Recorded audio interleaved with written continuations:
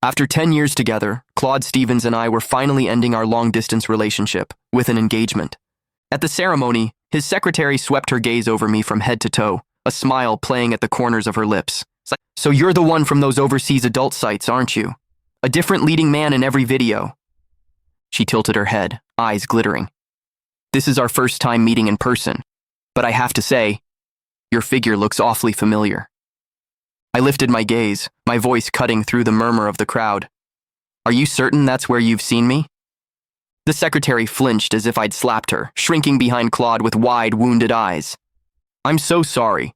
I forgot people in that industry prefer to stay anonymous after they retire. I shouldn't have said anything." Claude's expression darkened instantly, his brow furrowed, but he was looking at me.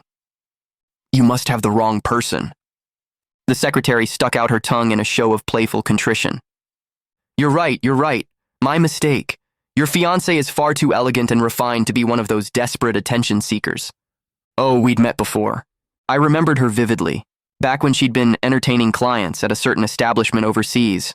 A workplace injury had landed her in my hospital. I was the one who'd stitched her up. I wondered if she'd been taking the HIV medication I'd prescribed. Claude and I were the guests of honor tonight.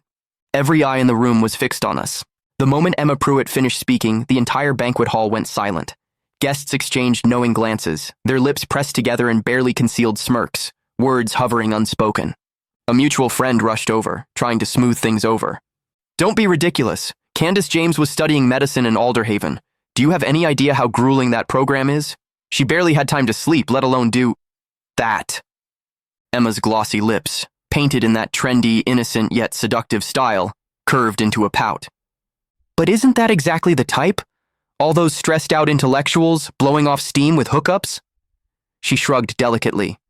"Besides, Mr. Stevens is doing so well now, and Candace's family doesn't have money. Can you blame a girl for wanting to earn her dowry lying down?" I set my champagne flute on the table with a sharp crack, closing the distance between us. "If you're going to make accusations," I said, my voice low and razor-edged, "you'd better have proof. Otherwise, I will sue." Emma's hand flew to her mouth, her neck shrinking into her shoulders like a turtle retreating into its shell. "Girls support girls, right? Fine. I'll stop." Claude stepped between us, gripping my arm hard enough to bruise as he pulled me back. He positioned himself in front of Emma, shielding her.